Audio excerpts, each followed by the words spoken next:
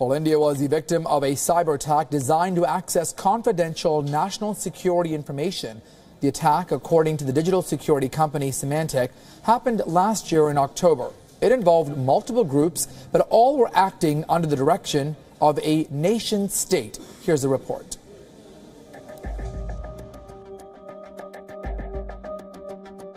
The software WannaCry and Petya infected thousands of computers all over India earlier this year, but it appears the country has been victim of a systematic cyber spying campaign dating back to October last year. Curiously, Pakistan was also a victim of this campaign, which targeted entities involved in regional security issues in both countries. Digital security company Symantec, which claims to have detected the spying campaign, says it alerted its clients in July this year. Symantec says the campaign appeared to be state-sponsored. It based this assessment on the finding that several groups were involved, but all of them were working to achieve similar or same goals. They used similar tactics and techniques. Symantec would not hint at which country could be behind the cyber attack. Indian cybersecurity agencies said they took action in October, shortly after being alerted by a group in Singapore. Bureau Report, WION. Well, joining us tonight on the discussion, we have the Regional Director for CompTIA, Pradipto Chakrabarti from New Delhi. Thanks so much for joining us. We'll get to all of our guests shortly, but let me start with you, Pradipto. First of all, India and Pakistan now being vulnerable. Let's talk about the impact. I mean, why are these countries being targeted? Can we draw perhaps some sense of why India and Pakistan were attacked by this malware? Archit, thanks. I would like to begin with stating the fact that it is definitely geopolitically vulnerable. So any of the nation states, because we don't know who did it, and in many cases we can't even find out, because they're pretty smart in terms of, evading, and we don't know the origin or provenance of from where the attack has been originated. But the reason is that there are twofold reasons behind this. One is that definitely, as I said, it's geopolitically volatile. The information that can be stolen has got immense value for many state players across the world.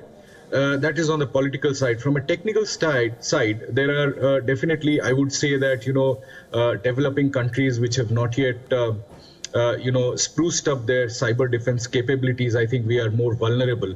So these are the two reasons I believe that because of which these kind of attacks are surfacing now, and they will definitely have a possibility of increased, activities on this area.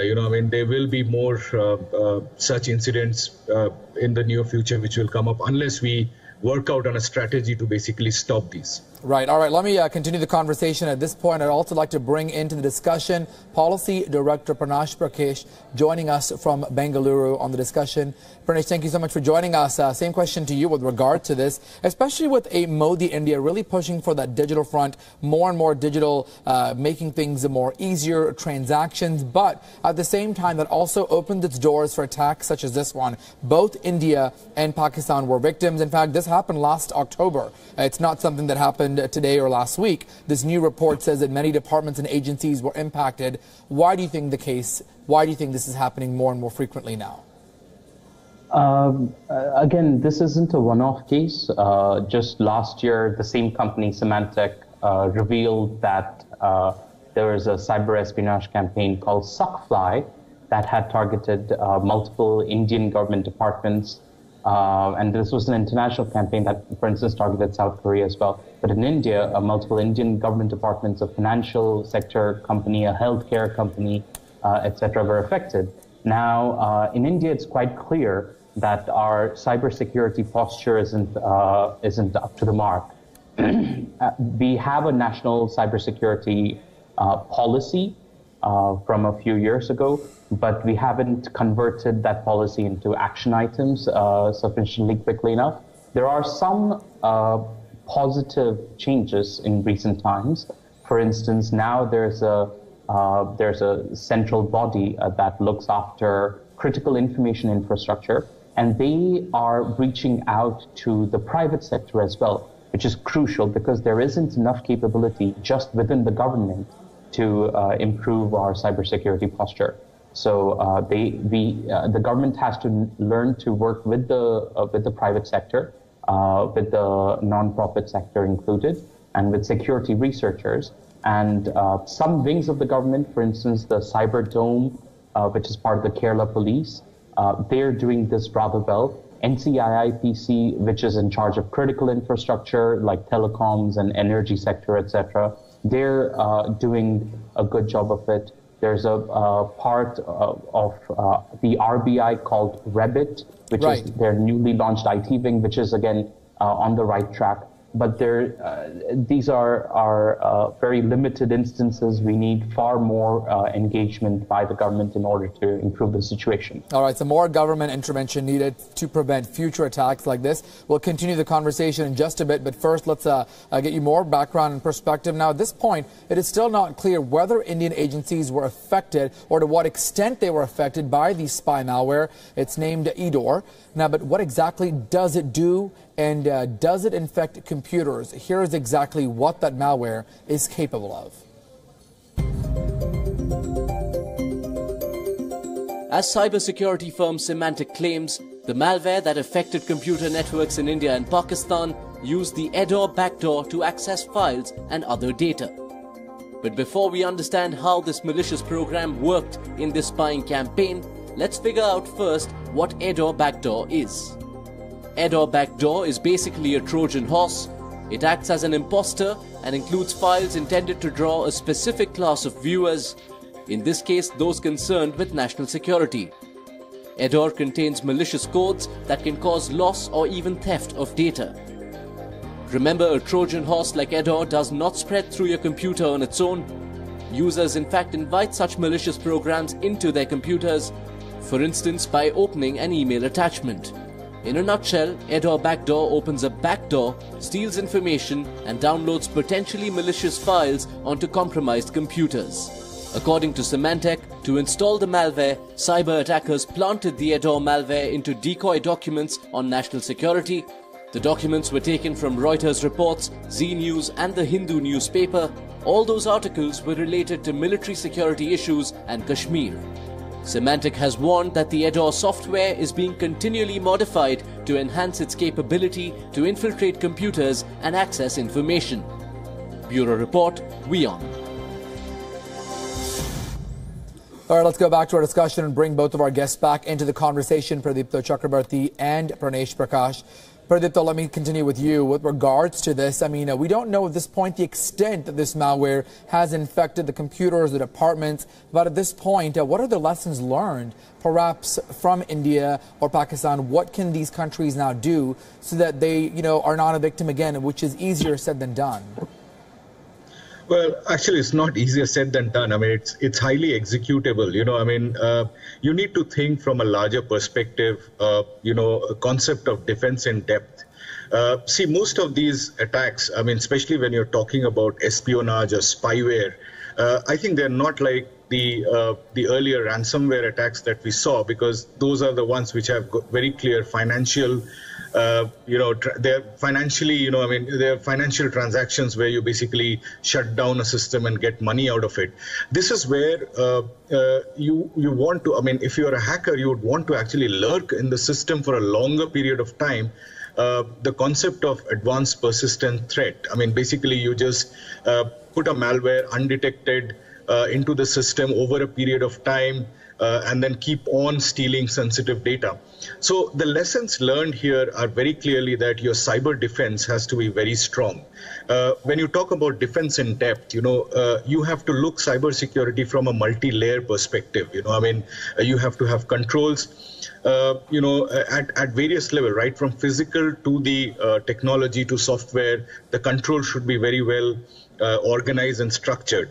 The second thing is that I think most of us in India or in developing countries like Pakistan and some other countries as well, we are still in the era where we consider that if we built a firewall, that will actually restrict intrusion. But unfortunately, the modern day malwares and the modern day advanced persistent threat, they easily detect firewall. So definitely firewall is the first step. But then you need to move up to intrusion detection systems, intrusion prevention systems, cryptography, identity and access management. And more than that, I think the vulnerability management and assessment of vulnerability and incident response, I think that's very critical. So that is the learning. I mean, built up your, in a simple word, built up your defenses. Till now, we've focused on understanding how we can penetrate the system, but basically what to do after that. Are we learning from the logs that we read from whatever past attacks have happened, and then use a huge amount of analytics to prevent these as we go along? So defense is critical. We require more skills of people around defense. This is one area. The other area also is that, are we aware of what kind of data is handled by which kind of users? I think a clear understanding and a control over data flow to the user level, right, and also awareness at the user level. I think these are the two things that is critical. All right. Interesting points there up for discussion. Pranesh, let me bring you into the conversation as well. Let's also hypothetically talk about some of the sensitive data that may have been attacked, that may have been compromised. What are some of the things that cyber attackers, hackers could do and use that information in terms of both security for India and Pakistan? I mean, we believe it may be state-sponsored. How important is that information? What could be done, the damage control? So this isn't just purely hypothetical. Of course, in this present case, it's hypothetical. But in the past, even army servers in India have been found to have been affected by APTs.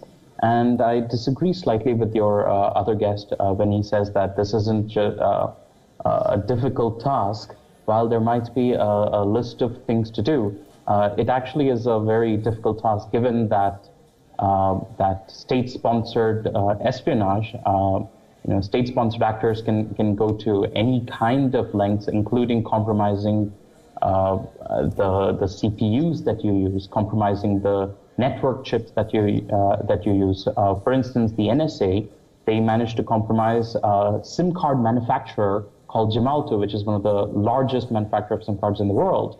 And so if your manufacturer is compromised, then it doesn't matter what other security you try to put on top of that, you will be got into. So it isn't very easy.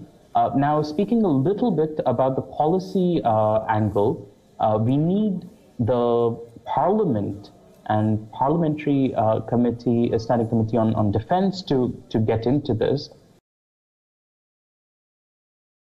and to order an inquiry. We need our parliamentarians to ask the government tough questions and to be satisfied by the government's responses.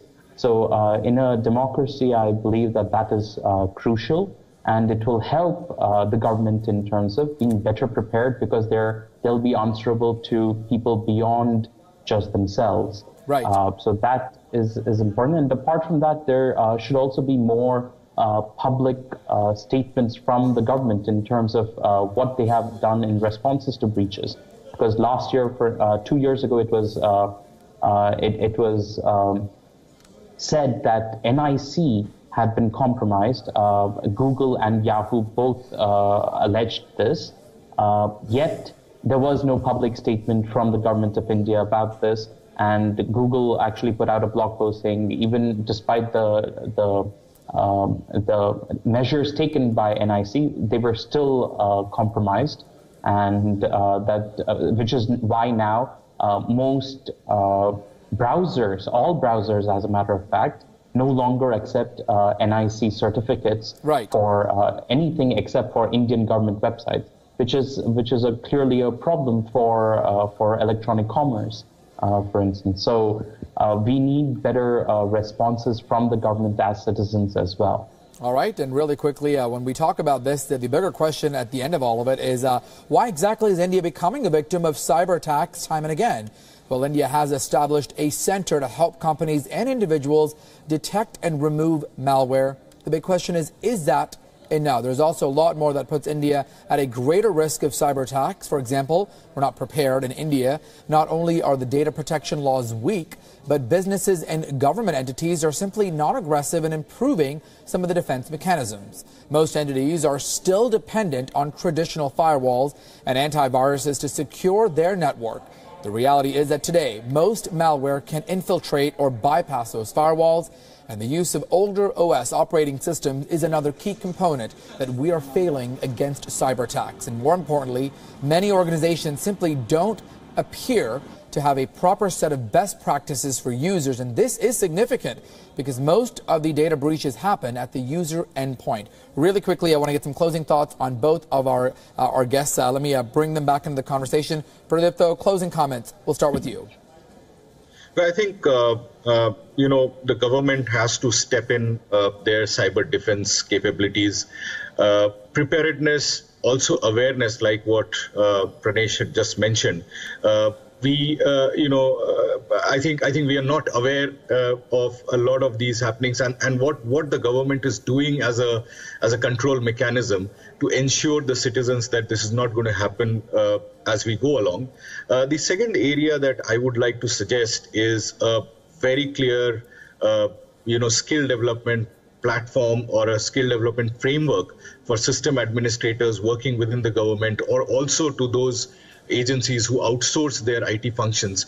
Also we've seen that if you have very clear understanding of the skills, they definitely make a huge difference in securing your network. All right, and really quickly, let me go to Pranesh. Quick closing comments from you as well on perhaps what could happen, what needs to happen so that these type of things don't continue to happen. First off, we need a proper breach reporting mechanism, which currently only one organization in all of India, which is NCIIPC, has. There are tons of security researchers all over India who notice flaws and security vulnerabilities in government services, but aren't able to help fix that. So we need that as soon as possible, and the government needs to provide an action-taken report on the national cybersecurity policy. It is about time we got that. All right, we'll have to wait and see how all of this unfolds. Thank you to both of our guests for this discussion on cybersecurity in India and Pakistan.